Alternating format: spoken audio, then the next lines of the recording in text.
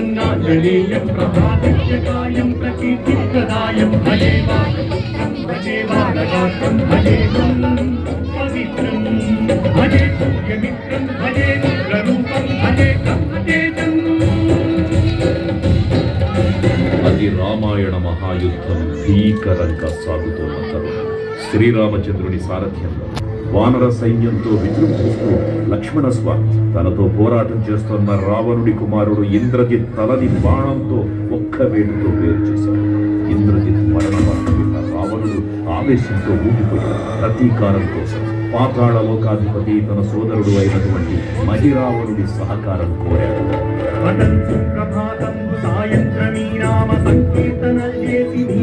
వర్ణించి నీ మీద నేదండకం ధరించేయ నీ మూర్తి గావించి నీ సుందరం పెంచి నీ దాసదాసుండనై రామ భక్తుండనై నిన్నునే కొల్చెదను. నీ కటాక్షంబునం చూచితే వేడుకల్ చేసితే నా మురాలించితే నన్ను రక్షించితే. తంత్ర విద్యలో ఆరితేరిన మహిరావణుడి దాడి గురించి విభీషణుడి ద్వారా ముందుగా తెలుసుకున్న హనుమంతుల వారు తన ప్రభువుల విశ్రాంతి మందిరానికి కాపలా వెళ్ళాడు. ఆ దుష్టుడు లోపలికి ప్రవేశించడానికి పలు ప్రయత్నాలు చేసి చివరికి మాయోపాయంతో విభీషణుడి రూపం ధరించి మందిరంలోకి ప్రవేశిస్తాడు.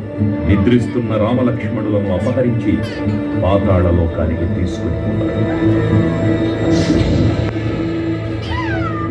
అంజనాదేవి గర్భాన్మయా దేవనిందెచ్చనేనంత వాడన్ దయాశాలి వై చూచియుందాతవై బ్రోచియున్ దగ్గరన్ నిల్చియున్ తొల్లి సుగ్రీవకున్ మంత్రి వై స్వామి కార్యార్థమయ్యేగి శ్రీరామ సౌమిత్రులను చూచి వారిని విచారించి సర్వేకు పూజించి యవ్వాను చంపంటు గావించి వాలిని చంపించి కాకుత్సతిలకు దృష్టి వీక్షించి కిష్కింధకే తెంచి శ్రీరామ కార్యార్థమై లంకకే తెంచియున్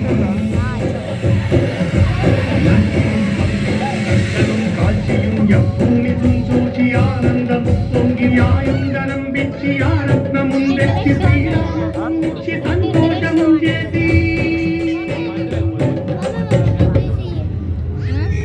తన ప్రభువులను కాపాడుకోవడానికి వాయువేగంలో పాతాళలోకానికి చేరుకున్న ఆంజనేయ స్వామికి సగం మొసలి సగం వానర రూపంలో ఉన్న వింత జీవి ముఖద్వారం వద్ద కాపలా కాస్తూ కనిపిస్తుంది.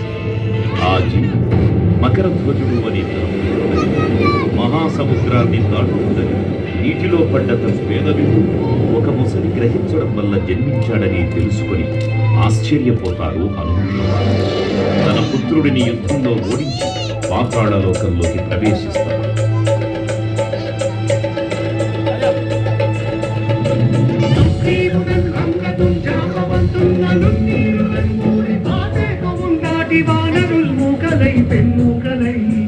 రైతులంత్రుంచగా రావణుండంతగా రాగిరుతుండుగా వచ్చి బ్రహ్మాండమైనట్టి ఆ శక్తిని వైచి ఆ లక్ష్మణుం మూర్ధనం నింపగానప్పుడే నీవు సంజీవిని తెచ్చి సౌమిత్రికిన్నిచ్చి ప్రాణంబు రక్షింపగా కుంభకర్ణాదులన్నీరులం కోర శ్రీరామ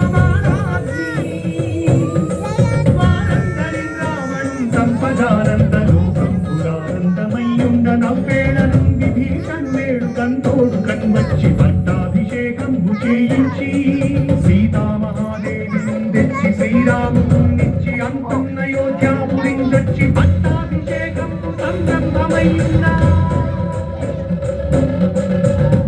పాతాళలోకంలో అడుగుపెట్టిన పవనపుత్రుడు మహిరావణ మరియు అహిరావణ సోదరులు ఐదు దిక్కులలో ఉన్న 5 దీపాలను ఒకేసారి ఆర్పడం ద్వారా మాత్రమే వారి మరణం సంభవిస్తుందని చెప్పగలరు. అప్పుడు మహాబలి 5 ముఖాల ధారణ చేసి పంచముఖ ఆంజనేయునిగా అవతరించాడు. ఏకకాలంలో 5 దీపాలను ఆర్పివేసి ఆ దుష్ట సోదరులను తుదముట్టిస్తాడు.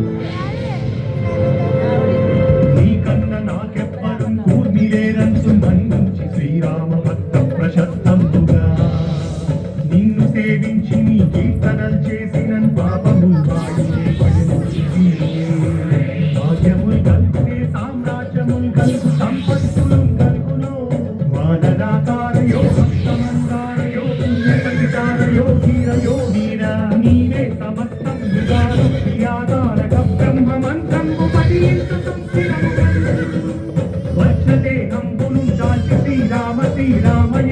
మనస్ఫూటమైన ఎప్పుడం తప్పకన్ తనతుడా జిహ్వయందుంది నీ దీర్ఘదేహము త్రైలోక్య సంచారివై రామనామాన్ని తధ్యానివై బ్రహ్మతేజమునం గౌతనీశ్వరా కల్లోల మహావీర హనుమంత ఓంకార శబ్దంబులన్ భూత ప్రేతంబులన్ పెంటి సాజంబులన్ శాకిని జాతిని త్యాగులన్ గాలి దెయ్యంబులన్ నీరువారంబులన్ దుట్టి నేరంబరన్ పట్టి నీ ముష్టి ఘాతంబులన్ బాపురంబులన్ దోమకందంబులన్ తుంచి కాలాభిరుతుండవై నీవు బ్రహ్మప్రభావాంబైనను దివ్యతేజంబును చూచి నాలోని నా ముక్కు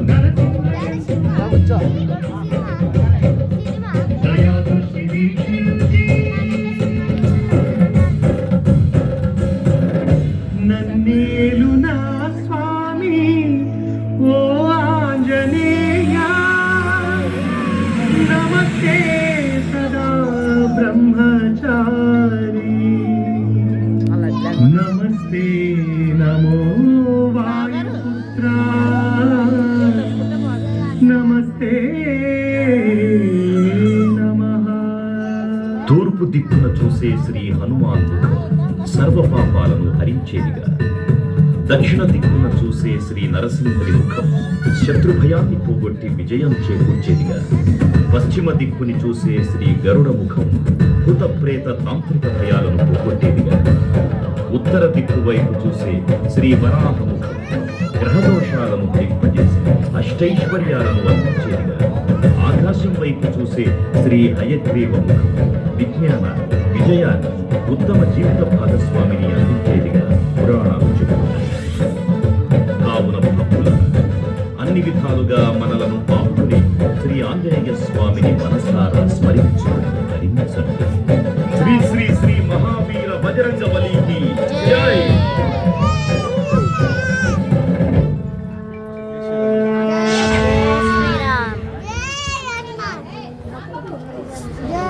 జై శ్రీరామ్, జై జై శ్రీరామ్. జై శ్రీరామ్.